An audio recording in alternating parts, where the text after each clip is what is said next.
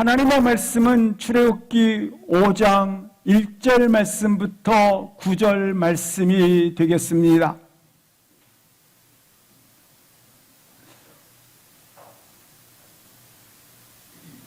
출애굽기 5장 1절 말씀부터 9절 말씀 함께 합독하십니다. 그 후에 모세와 아론이 바로에게 가서 이르되 이스라엘의 하나님 여호와께서 이렇게 말씀하시기를 내 백성을 보내라. 그러면 그들이 광야에서 내 앞에 절기를 지킬 것이니라 하셨나이다. 바로가 이르되 여호와가 누구이기에 내가 그의 목소리를 듣고 이스라엘을 보내겠느냐? 나는 여호와를 알지 못하니 이스라엘을 보내지 아니하리라. 그들이 이르되 히브리인의 하나님이 우리에게 나타나셨은즉 우리가 광야로 사흘 길쯤 가서 우리 하나님 여호와께 제사를 드리려 하오니 가도록 허락하소서. 여호와께서 전염병이나 칼로 우리를 치실까 두려워하나이다. 애굽 왕이 그들에게 이르되 모세와 아론아 너희가 어찌하여 내 백성 노역을 쉬게 하려느냐? 가서 너희의 노역이나 하라. 바로가 또 이르되 이제 이 땅에 백성이 많아졌거늘 너희가 그들로 노역을 쉬게 하는도다 하고 바로가 그날에 백성의 감독들과 기록원들에게 명령하여 이르되 너희는 백성에게 다시는 벽돌에 쓸 짚과 전을 같이 주지 말고 그들이 가서 스스로 짚을 줍게 하라. 또 그들이 전에 만든 벽돌 수효대로 그들에게 만들게 하고 감하지 말라. 그들이 게으름으로 소리질러 이르기를 우리가 가서 우리 하나님께 제사를 드리자 하나니 그 사람들의 노동을 무겁게 함으로 수고롭게 하여 그들로 거짓말을 듣지 않게 하라. 아멘. 우리의 삶에는 때로 알 수 없는 아픔이 우리를 때려 눕힐 때가 있습니다.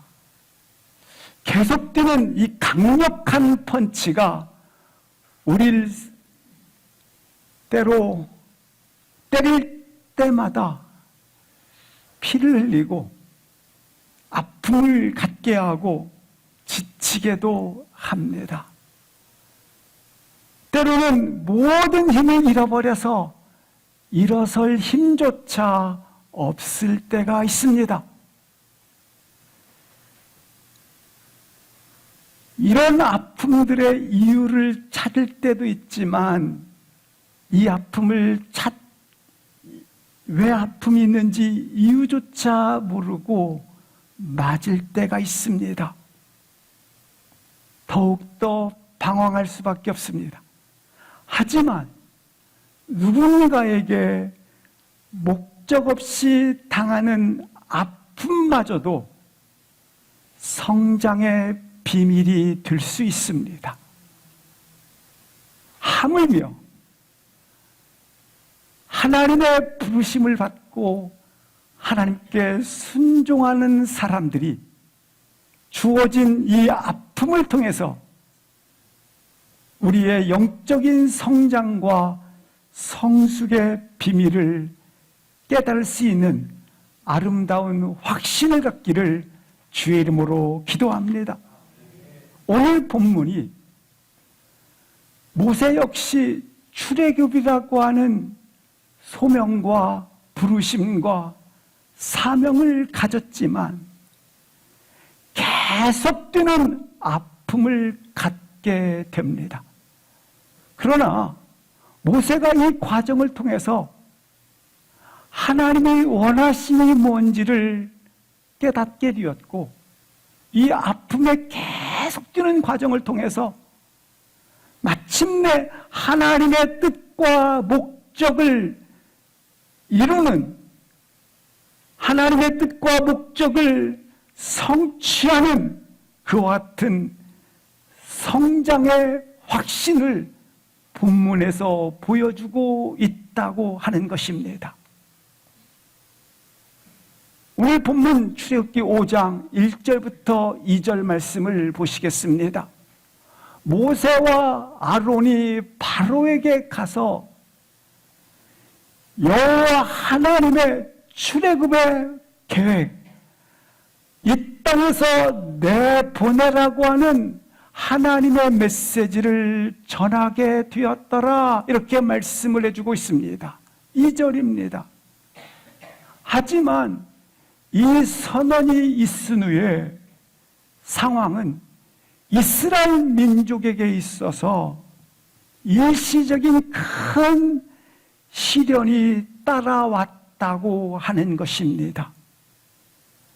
하나님의 메시지를 선언한 이후에 상황은 더더욱 혹독한 시련이 찾아왔다라는 것입니다. 모세가 미디안 광야에 머물다가 애굽 땅으로 돌아온 이후에 이스라엘 백성들의 상황은 더더욱더 참혹한 노역에 시달리게 되었다고 하는 것입니다. 하나님의 말씀이 임했는데, 하나님의 부르심에 순종했는데 상황은 더 혹독한 고통으로 함께 와 있다고 하는 것입니다.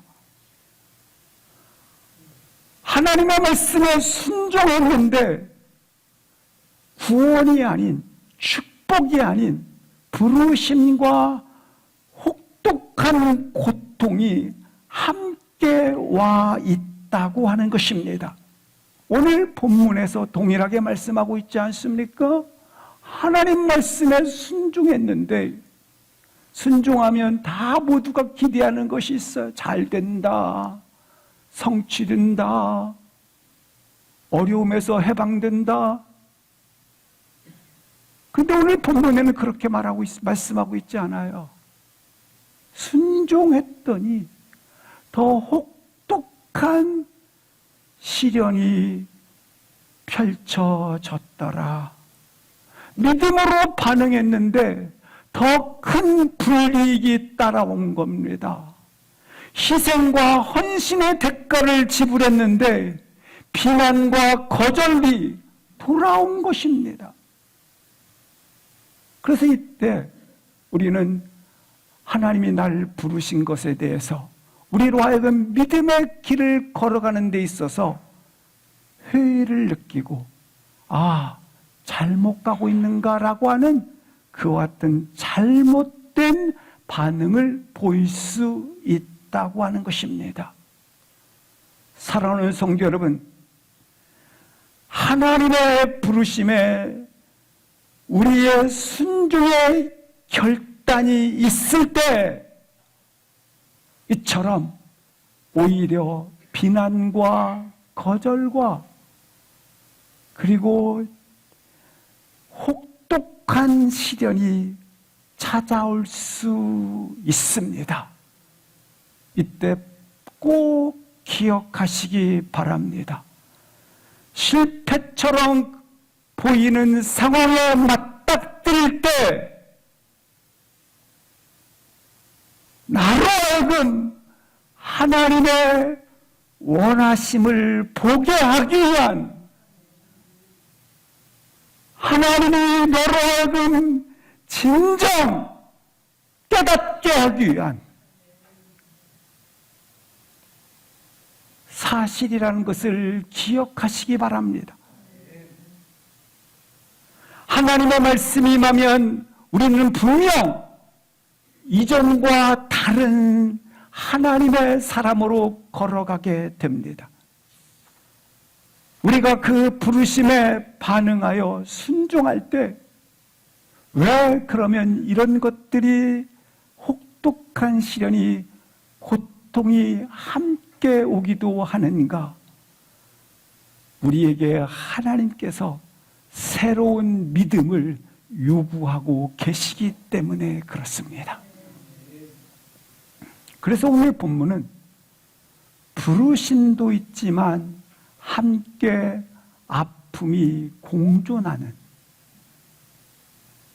하나님께 순종을 했는데 고통이 함께 공존할 때에 우리가 어떤 믿음의 반응을 보여야 하는지, 우리가 믿음의 길을 걸어갈 때 척결해야 하는 것이 뭔지를 오늘 4가지가 기록되어 있는데 오늘 본문에서 3가지만 살펴보도록 하시겠습니다. 첫 번째, 바로는 모세가 전해주는 하나님의 메시지를 듣자 즉시 시간적 여유를 가지지 않은 채 곧바로 이스라엘 백성을 향한 강한 명령을 내립니다. 더 혹독하고 더 강도 높은 노동을 지시하게 된 것입니다.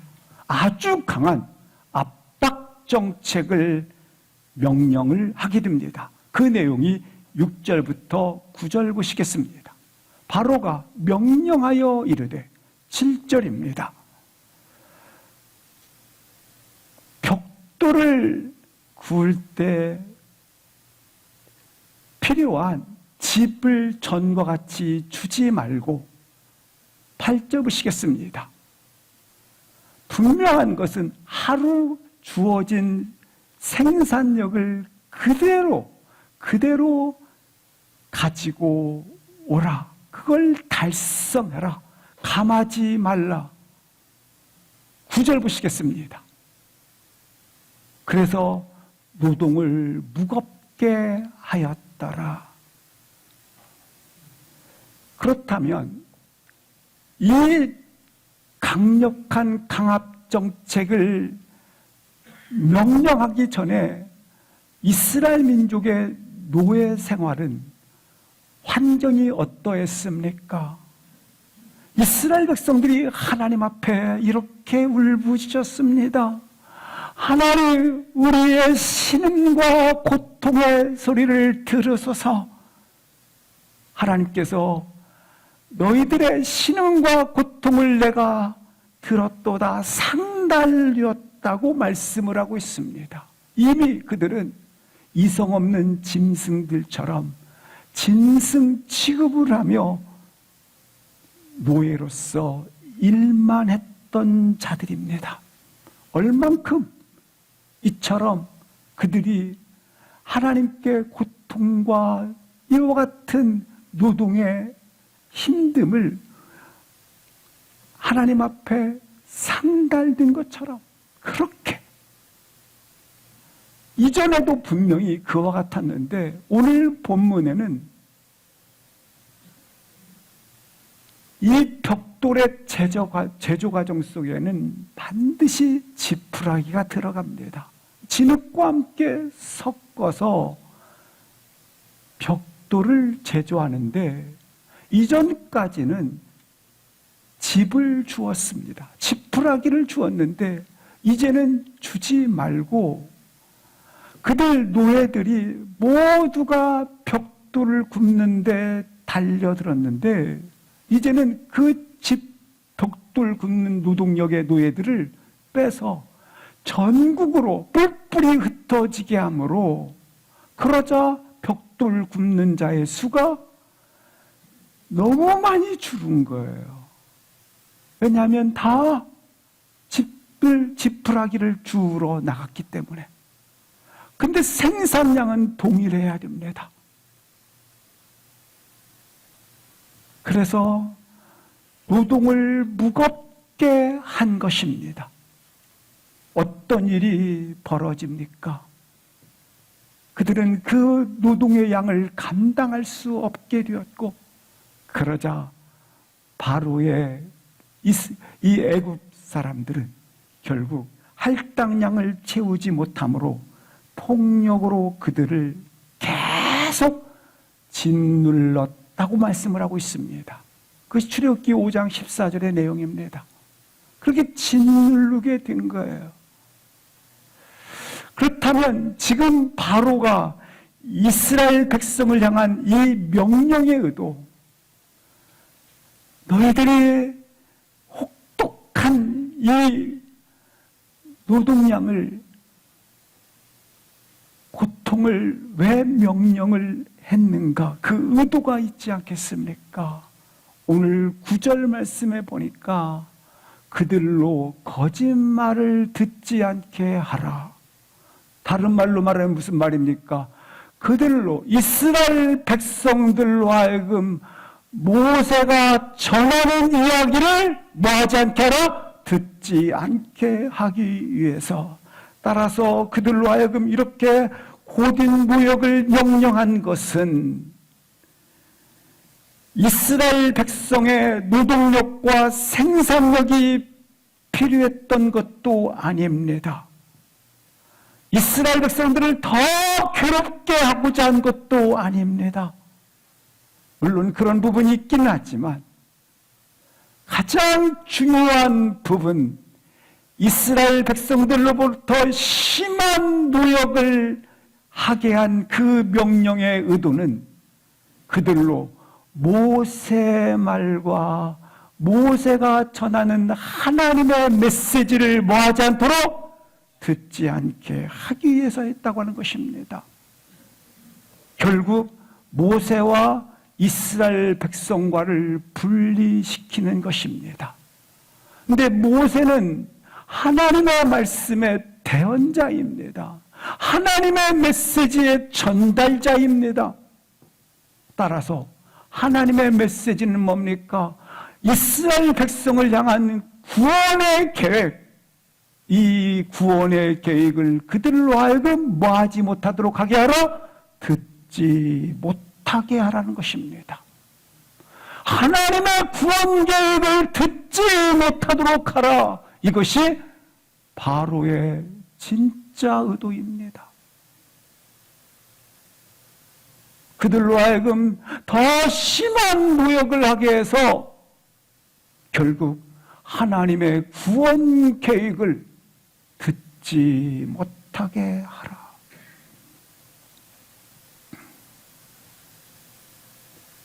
그렇습니다.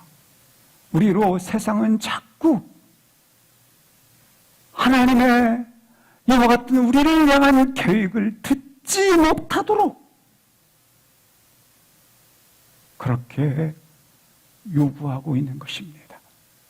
그런데 바로의 이 명령을 듣고 백성들이 어떤 행동을 합니까?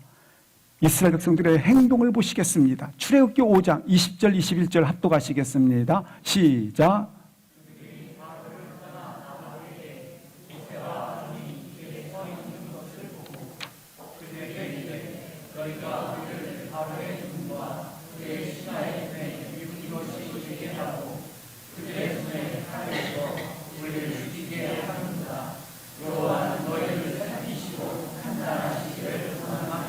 이스라엘 백성들이 이 명령을 듣고 가장 먼저 한 일은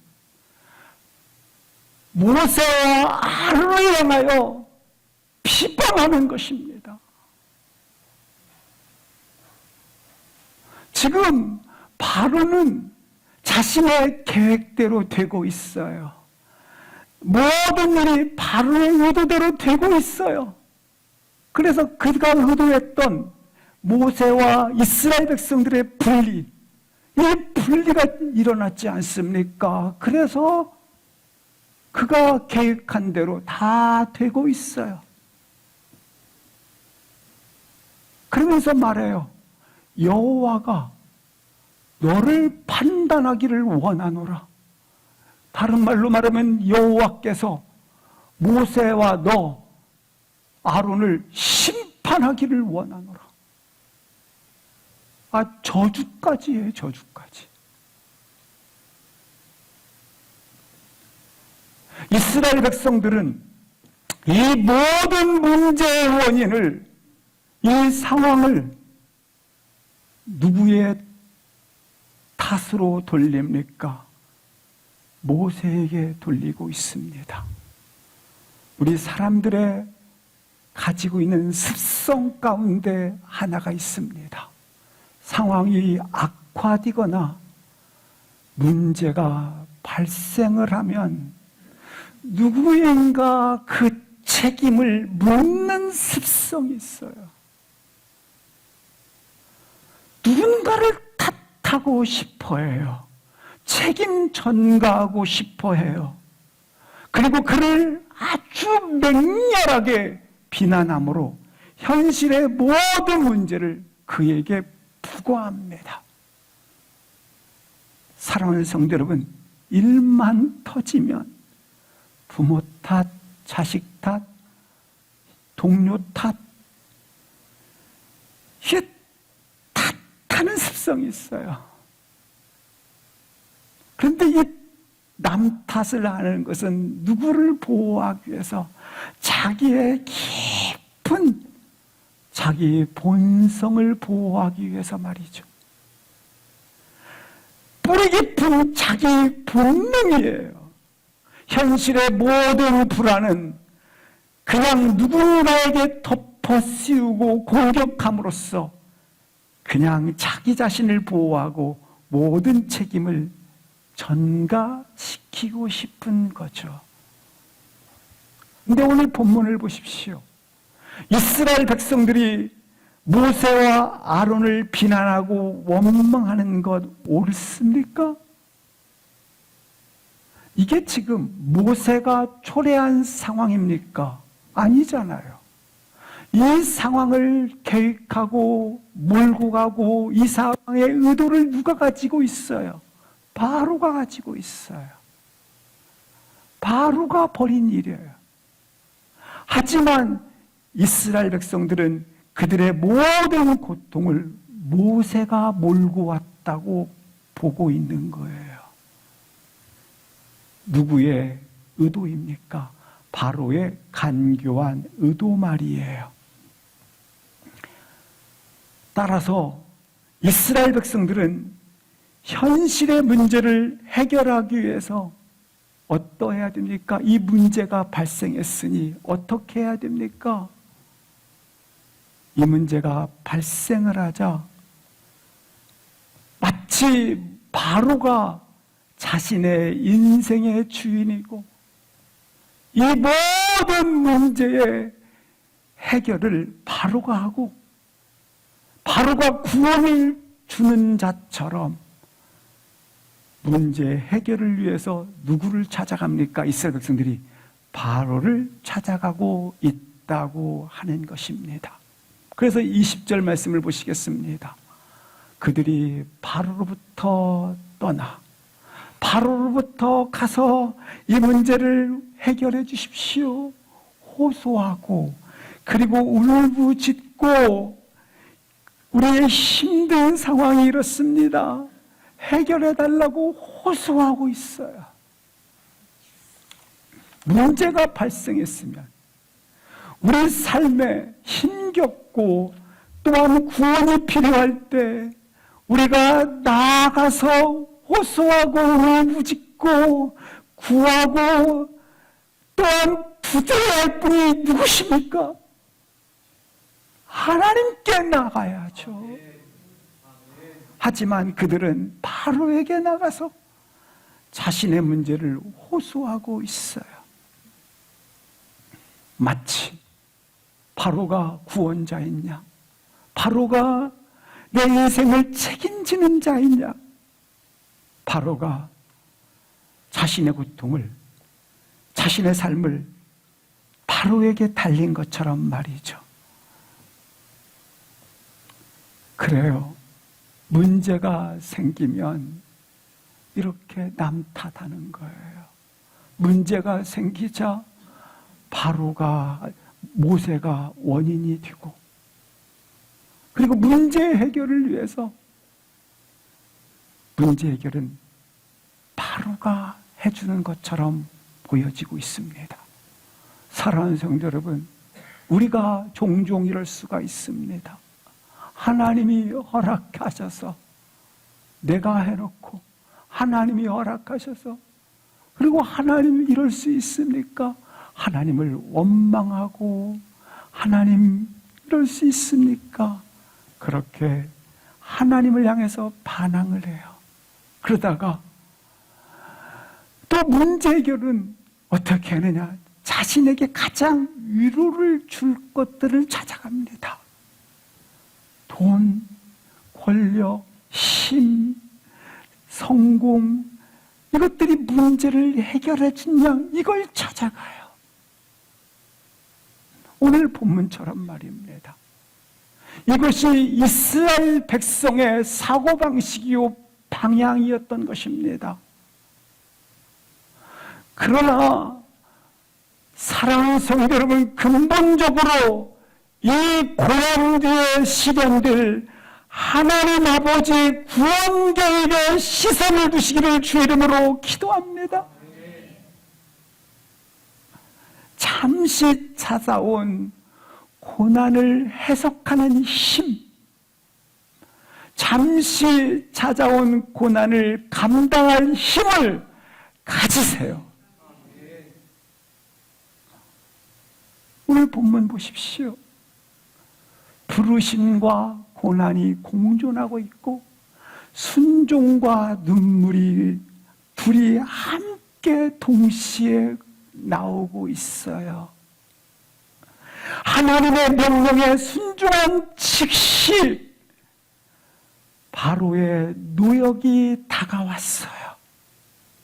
하나님의 구원 계획이 선포된 즉시 고통이 동반되고 있어요. 우리 이때 당황치 마십시오. 일시적인 고난을 감당하려면 약속의 성취를 이루시는 하나님, 하나님의 성품, 하나님의 뜻을 이해하시고 하나님의 계획을 믿으십시오. 흔들리는 현실을 지탱해줄 수 있는 그 힘, 선하시고 완전한 길로 인도하시는 그분을 신뢰할 수 있기를 기도합니다. 사랑하는 성도 여러분, 주님이 우리 가운데 주시고자 하는 것은 고난이 아니라 구원이요, 종이 아니라 자유의 삶이요, 강제의 노역이 아니라 예배의 삶, 믿음의 시선이 다시 일어나시기를 주의 이름으로 기도합니다. 순종 뒤에 고난이 다가왔고 마찬가지로 하나님의 위대한 일들 속에 잠시 내게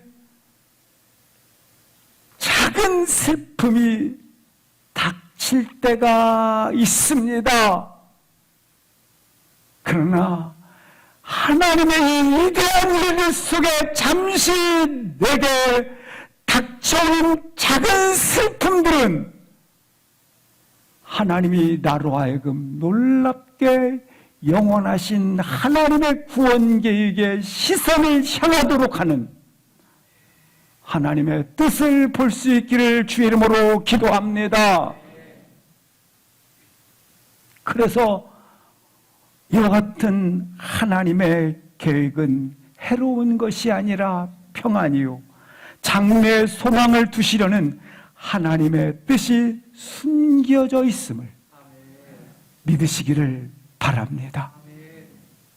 우리 가운데 일시적인 고통이 위대하신 하나님의 계획의 일부라는 사실을 받아들일 때 믿음의 해석의 능력이 빛을 발하게 될 것입니다. 오늘 이 길에서 두 번째 보는 것이 있습니다. 1절 말씀을 다시 보시겠습니다. 모세와 아론이 1절 말씀에 기록되어 있는 것처럼 바로의 궁에 들어가 하나님의 메시지 출애굽의 명령을 전하는 그때에 이스라엘 백성들의 생각은 어떠했는지 들어보시겠습니다. 지금 바로에게 찾아가 모세와 아론은 하나님의 계획인 출애굽의 메시지를 전할 때 이스라엘 백성들의 마음의 상태는 어떻는가? 출애굽한 이후에 그들이 이렇게 얘기합니다. 14장 12절 합독하시겠습니다. 14장 12절 시작. 우리가 애굽에서 당신에게 이른 말이 이것이 아니냐? 이르기를 우리를 내버려 두라. 우리가 애굽 사람을 섬길 것이라 하지 아니하더냐? 애굽 사람을 섬기는 것이 광야에서 죽는 것보다 낫겠노라. 그들의 마음의 상태가 어떠했느냐면 오늘 본문에 나와 있는 것처럼 우리가 애굽에서 떠나기 전, 그러니까 지금 불평을 하는데 출애굽한 이후에 불평을 하는 거예요. 근데 불평하는데 불평하기 전에 우리들의 마음의 상태가 이랬다고 얘기를 하는 거예요. 우리의 마음의 상태가 이랬다라는 거예요. 애굽에서 당신에게 말하기를 우리를 내버려둬라. 그냥 종으로 살겠다. 아니, 애굽 사람을 섬기며 살겠다. 아니, 애굽 사람을 섬기는 것이 광야에서 예배하는 것보다 낫다. 그들의 마음의 상태가 결코 애굽을 떠나고 싶지 않다. 자유를 원하지 않는다. 구원을 원하지 않는다. 애굽을 섬기며 살겠다. 애굽을 섬기는 것이 광야에 나아가 하나님께 예배하는 것보다 훨씬 낫다. 그들은 믿음의 도전이나 그들은 하나님 앞에 드려지는 헌신보다 나는 믿음의 도전을 가지기보다 차라리 채찍에 순종하며 노예로 사는 게 낫다.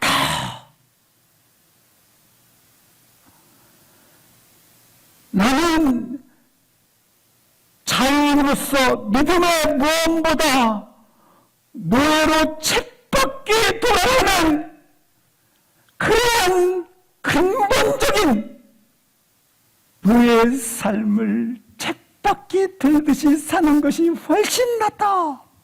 이러는 거예요, 지금. 이게 이스라엘 민족의 믿음의 현 주소예요. 완전히 노예 생활에 잠식되어져 노예 체질, 노예 근성이 배어 있습니다. 그들은 더 나은 희망보다 그냥 오늘의 체념을 선택하겠다라는 거예요. 우리가 이럴 수 있어요. 우리가 더 나은 희망보다 오늘의 체념을 선택하며 지내겠대요. 그들의 정체성 완전히 노예화되어져 있는 것입니다. 우리 믿음이 이럴 수 있어요. 우리로 하여금 더 나은 믿음의 날들이 있습니다. 그러나 자신에게 익숙한 굴레 안에 여전히 살고 싶습니다. 익숙한 정체성을 벗어나고 싶지 않습니다. 이게 뭐냐? 나의 존이요, 존. 나의 지역. 내 방식, 내 지역이에요. 노예적 근성이에요.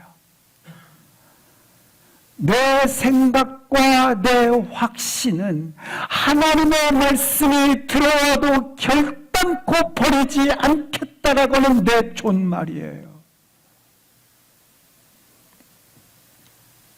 하나님 말씀이 들어와도 내 확신, 내 자존심, 내 생각은 철회하지 않겠다.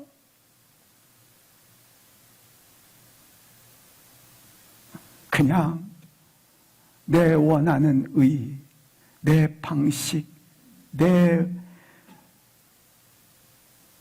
아는 지식, 그러나 내 원한이 굳어져서 생긴 것이 내 고집이에요. 내 자존심이에요.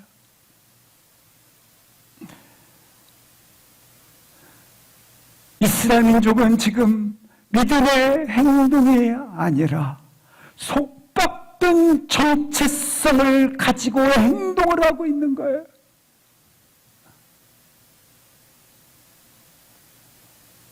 이 시간 예수 그리스도의 이름으로 노예화된 속박성과 그리고 노예화된 근성이 끊어지기를 축원합니다.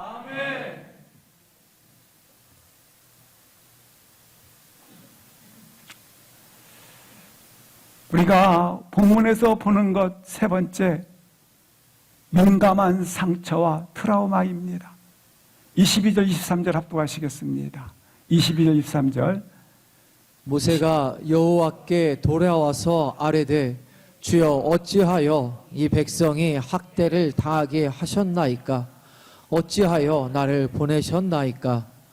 내가 바로에게 들어가서 주의 이름으로 말한 후로부터 그가 이 백성을 더 학대하며 주께서도 주의 백성을 구원하지 아니하시나이다. 모세는 광야에서 이드로에게 주어진 일을 맡기면 성실하게 잘 감당하는 딱 거기까지만 일하면서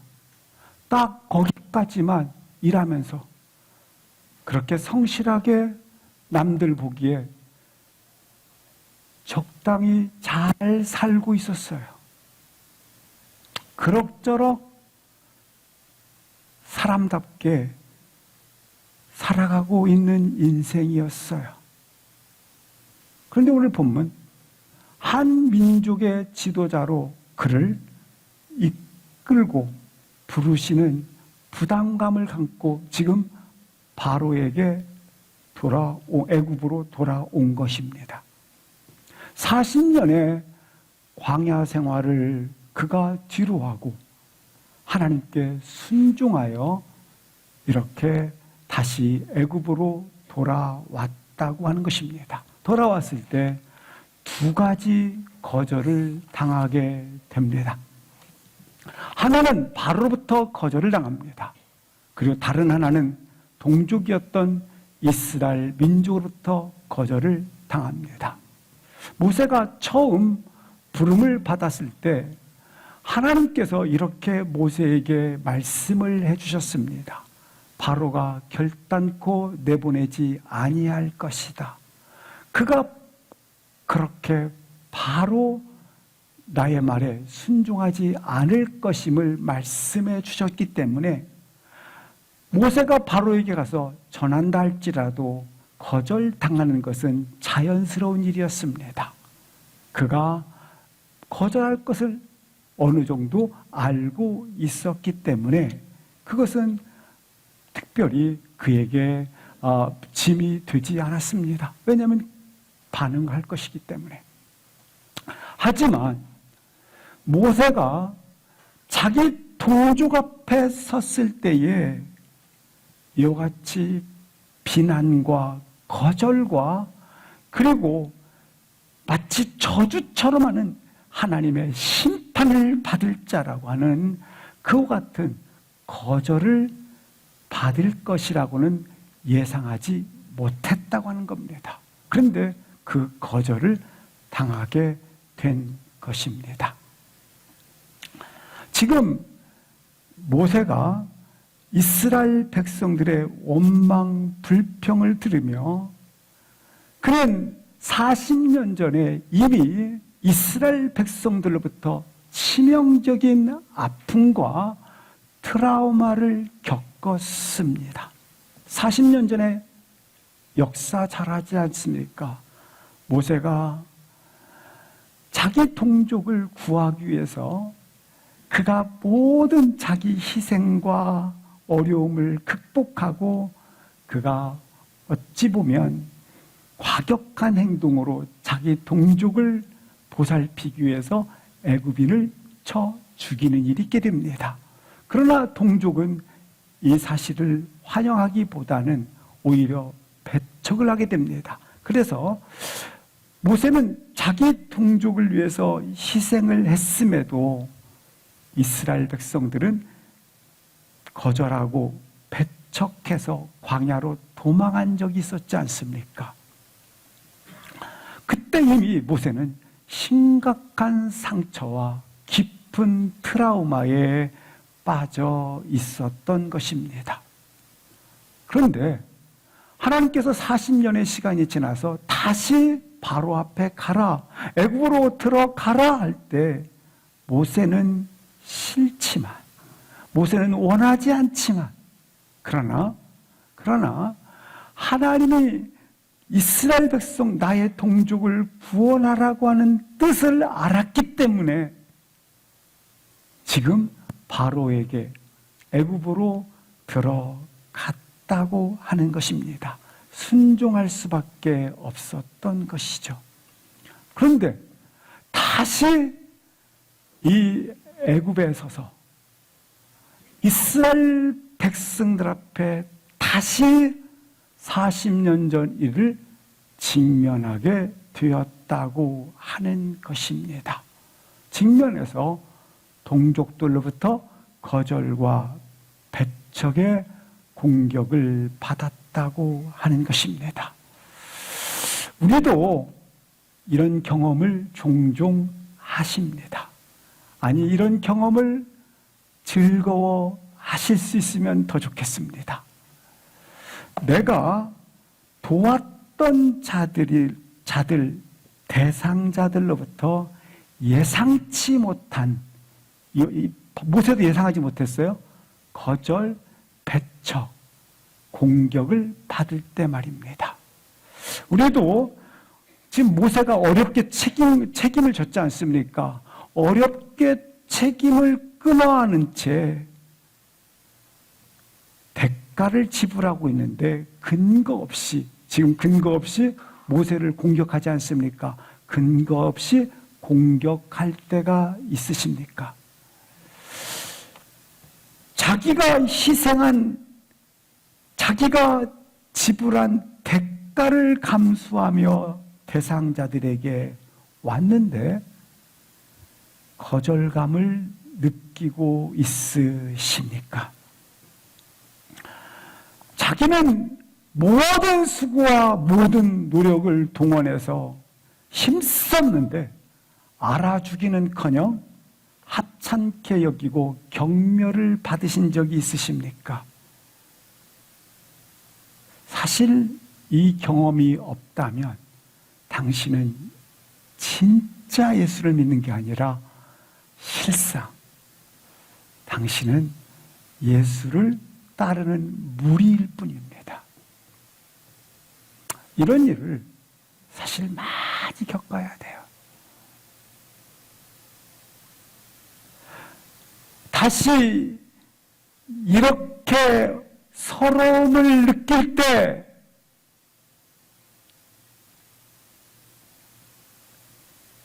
우리가 직면하는 여러 가지에 대하여 원인들을 하나님의 관점에서 해석하는 능력, 하나님의 관점에서 그 시선을 바라보는 능력,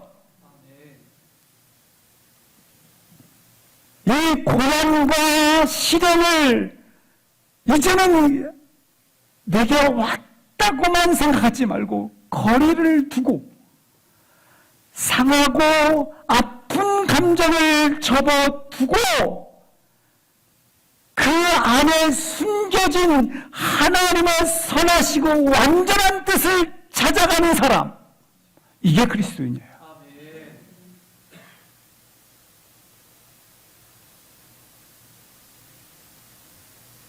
그 안에 숨겨진 하나님의 선하시고 완전한 뜻을 발견하세요.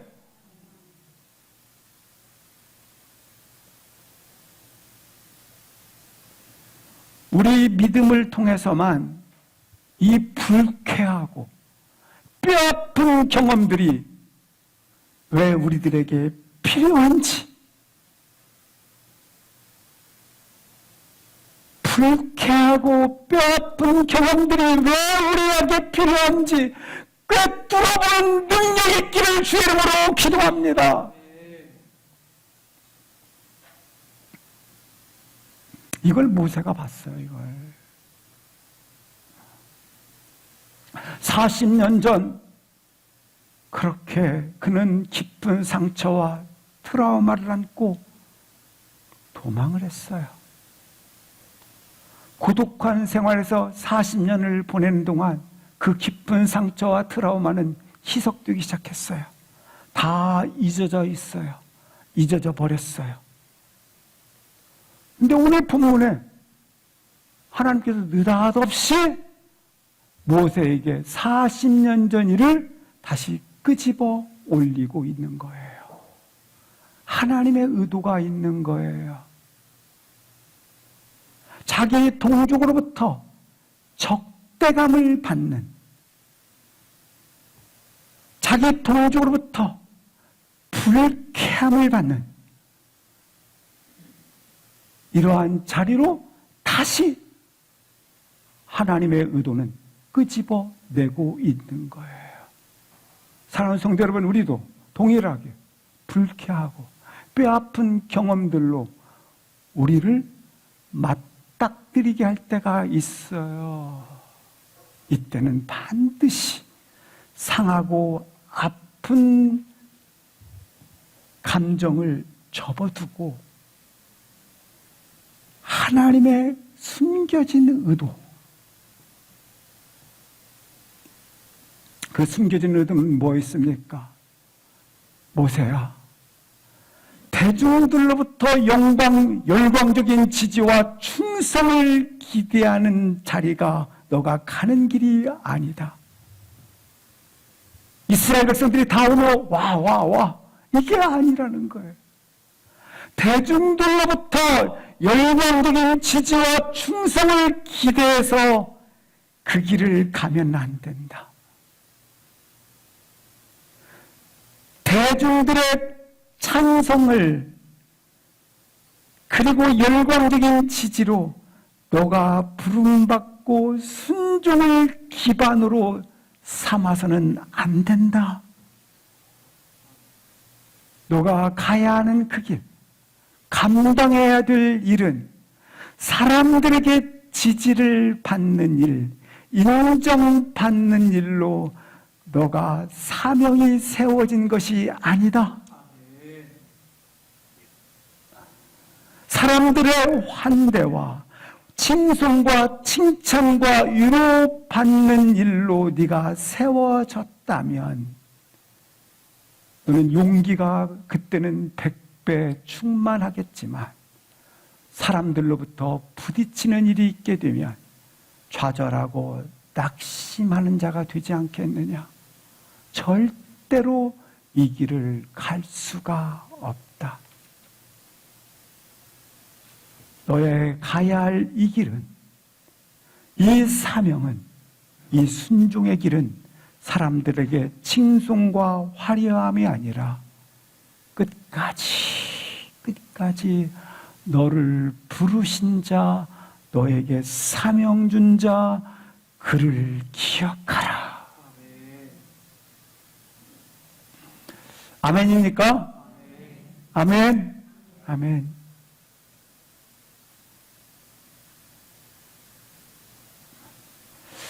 그런데 모세가 출애굽 전에 이 훈련이 필요했을까요? 모세가 출애굽을 한 후에 곧장 맞닥뜨린 일은 최대의 위기였습니다. 그것은 홍해입니다. 앞에는 넘실거리는 바다가 있고 좌우에는 절벽으로 가로막혀 있고 뒤에는 애국 군대가 추격해 오므로 완전히 고립되어 있는 상황입니다. 그래서 이렇게 고립된 상황 속에서 모세는 책임감을 느끼고 있는 시간이 됩니다. 그런데 그렇게 직면되어 있는데 이스라엘 백성들은 아비규환입니다. 아벨 규환에 빠진 이스라엘 백성들은 원망과 비방을 모세에게 쏟아 놓습니다. 그래서 결국 이 민족은 바다에 수장되든지 애굽의 말바국에 밟혀 죽든지 이 길 위에 없는 듯 합니다. 이 상황 속에서 감당할 수 있는 길은 더 이상 없는 듯 합니다. 하지만 모세는 이때부터 이스라엘 백성들이 두려워 떨고 있을 때에 그가 놀랍게 이렇게 선포를 합니다. 골로새서 출애굽 14장 13절 14절 합독하시겠습니다. 시작. 모세가 백성에게 이르되 너희는 두려워하지 말고 가만히 서서 여호와께서 오늘 너희를 위하여 행하시는 구원을 보라. 너희가 오늘 본 애굽 사람을 영원히 다시 보지 아니하리라. 여호와께서 너희를 위하여 싸우시리니 너희는 가만히 있을지니라. 13절 말씀에 보니까 모세는 두려워하지도 않았고, 그리고 모세는 굳게 서서 여호와가 하시리라. 이 돌파력은 어디서 길러졌나요?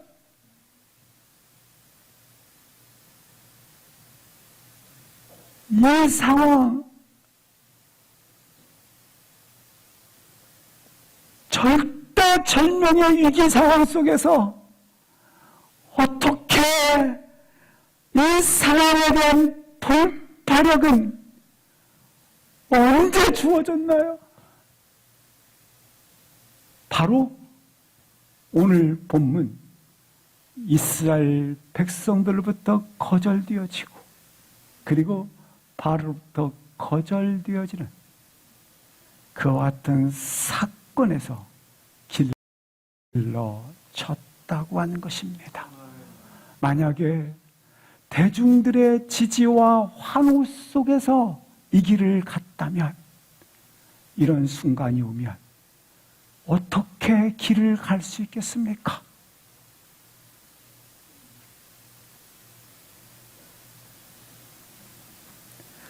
바로는 그렇게 노력을 거절을 하고, 그리고 이스라엘 백성의 동족들이 그렇게 거절하고 너는 심판받아 마땅하다라고 그렇게 저주를 퍼붓는 그 순간에 오히려 모세가 하나님 앞에 홀로 서서 하나님을 의지하는 법을 배웠다고 하는 것입니다. 오늘 다시 한번 오직 하나님을 의지하는 법에 들어가시기를 주의 이름으로 기도합니다. 내 인생 속에 하나님을 더하세요. 내 인생 속에 하나님을 더하세요.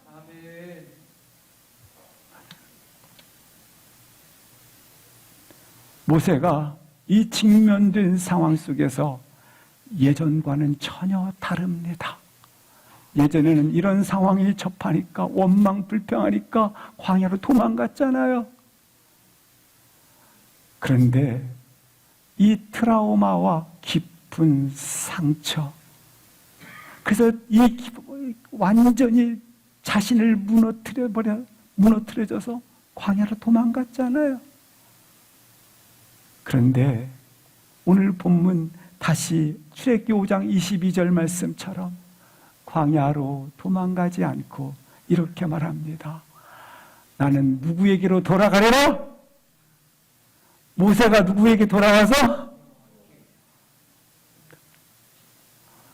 아니, 원망 불평 저주까지 퍼붓는데 나는 여호와께 돌아가리라. 전에는 모세가 도망갔어요. 자신의 모든 것이 무너져서 절망 가운데 광야로 도망갔어요. 그러나 이제는 내가 여호와께로 가리라. 하나님 앞으로 돌아왔어요. 이전에는 하나님을 찾지 않았어요. 그러나 이제는 하나님 앞에 서게 되는 거예요. 분명히 모세의 순종은 모든 상황들을 악화시켰어요. 선을 짓밟혔어요. 희생은 피망으로 다가왔어요. 그러나 그는 하나님 앞에 홀로 섭니다. 사랑하는 성도 여러분, 내가 대상자에게 희생을 했는데 돌아오는 것이 배척입니까? 그렇게 다가오는 감정들을 접고 멀리하고 반드시 오늘 본문처럼 하나님의 원하심, 숨겨져 있는 하나님의 뜻을 보도록 하기 위해서 그 사건이 일어났다고 하는 것입니다.